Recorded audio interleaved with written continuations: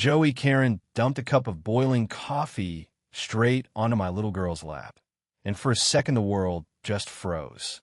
Sarah's scream tore through that meeting hall, her whole body shaking as the hot liquid soaked through her dress.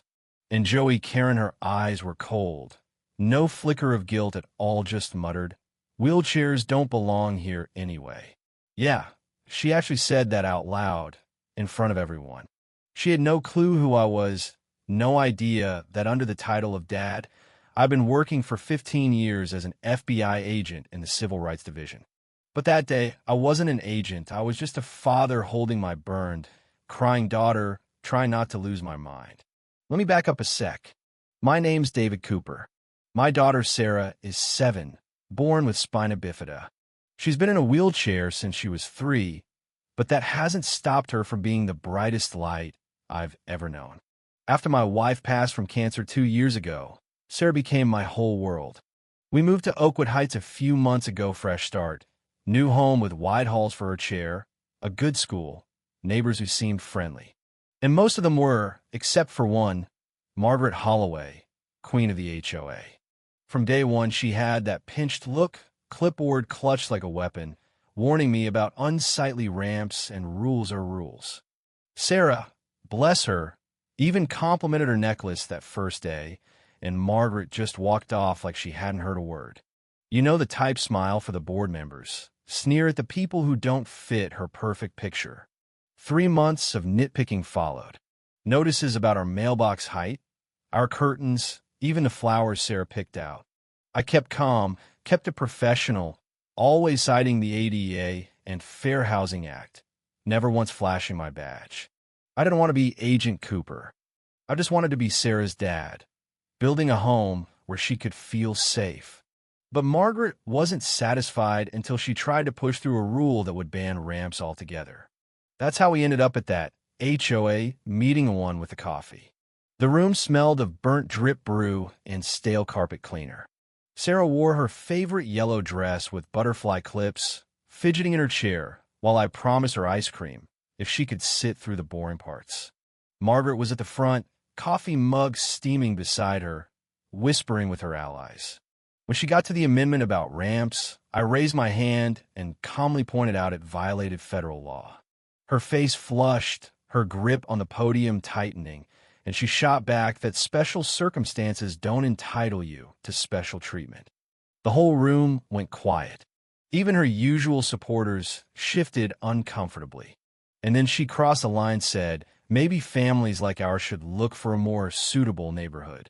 I'll never forget Sarah tugging at my sleeve, whispering, "Daddy, why doesn't she like me?" And before I could answer, Margaret stepped down, coffee in hand, ranting about exceptions. One wild gesture later, the coffee arced through the air and landed on Sarah. Everything blurred after that. Sarah's scream, the smell of scalded skin, my jacket pressed against her lap as I begged for ice, neighbors rushing forward, Margaret just standing there, mug dangling, and then her excuse. She shouldn't have been in the aisle. It wouldn't have happened if her wheelchair wasn't blocking the walkway. That's when something inside me snapped. I picked up Sarah, held her tight, and with the calmest voice I could muster told Mrs. Garcia to call 911. And then I turned to Margaret, "And you should call your lawyer." The room went silent. That was the moment I dropped the mask. Special Agent David Cooper, FBI Civil Rights Division. I hadn't wanted to play that card, but Sarah's burns made the choice for me. Margaret stammered something about accidents, but everyone had heard her words. Her intent was plain. At the hospital, doctors treated second-degree burns on Sarah's thighs and arm. She gripped my hand, whispering, "It hurts, Daddy," while I try not to break down. Officer Rivera took my statement once she was sedated, and by then he already had 6 witnesses saying the same thing, that Margaret had been hostile, that her comments dripped with discrimination before and after the spill. I handed over every violation notice, every email I'd saved. Months of harassment laid out in black and white. Rivera nodded. "The DA will take this seriously." And he was right. The next weeks were rough. Sarah healed slowly, but she had nightmares about the mean coffee lady. Neighbors stepped up, though.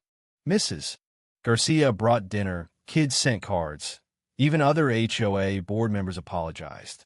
Margaret, meanwhile, was arrested charged with assault, reckless endangerment, ADA violations. Her lawyer tried spinning it as a tragic accident, but the paper trail and witnesses told a different story. When the preliminary hearing came, Sarah wanted to go. "We have to stand up to bullies," she said, picking out a blue dress with silver stars, her superhero outfit. That morning, neighbors flanked us in court like bodyguards. Margaret kept her eyes down as the prosecutor showed photos of Sarah's burns, medical reports, witness statements. When Sarah spoke, every soul in that courtroom leaned in. The coffee was really hot. It burned me. She said I shouldn't be here because of my wheelchair. Just like that, in her small, steady voice, Sarah dismantled every excuse Margaret's lawyer had built.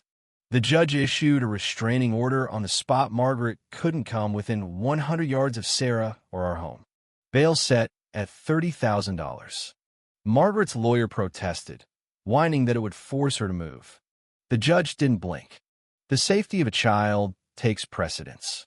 Reporters swarmed us afterward, and Sarah, brave as ever, told them, "Kids in wheelchairs belong everywhere." Her words made the front page, and letters poured in from around the country. Disability rights groups reached out. For the first time in months, I saw pride instead of fear in Sarah's eyes. 2 months later, Margaret pleaded guilty. Probation, community service with disabled kids, fines donated to the burn unit, mandatory training, a public apology. Standing before the judge, she admitted she'd put rules over decency. And Sarah girl listened, then whispered she wanted to forgive her. The judge let her speak, and Sarah said it simply. "I forgive you. My daddy says holding on to anger makes your heart heavy. I don't want a heavy heart." At 7 years old, she showed more wisdom than most adults ever will.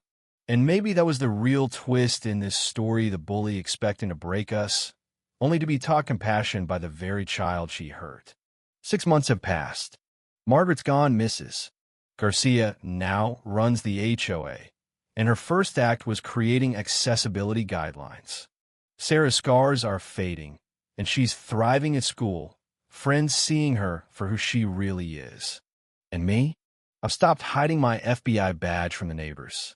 Not for special treatment, just because sometimes truth needs to stand in the open. At the neighborhood picnic, Sarah rolled through the crowd laughing, eating ice cream.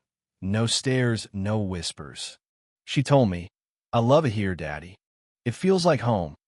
And as I watched her surrounded by friends, I realized justice isn't only about courtrooms, it's about communities changing, about little girls showing us what real strength looks like.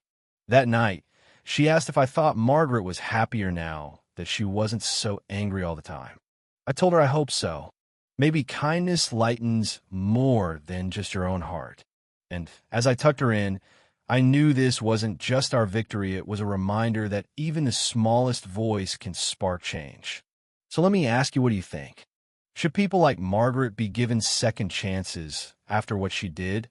Or do some actions cross a line that forgiveness can't fix? Drop your thoughts below. I really want to hear where you stand on justice, mercy, and what it means to make a community worth living in.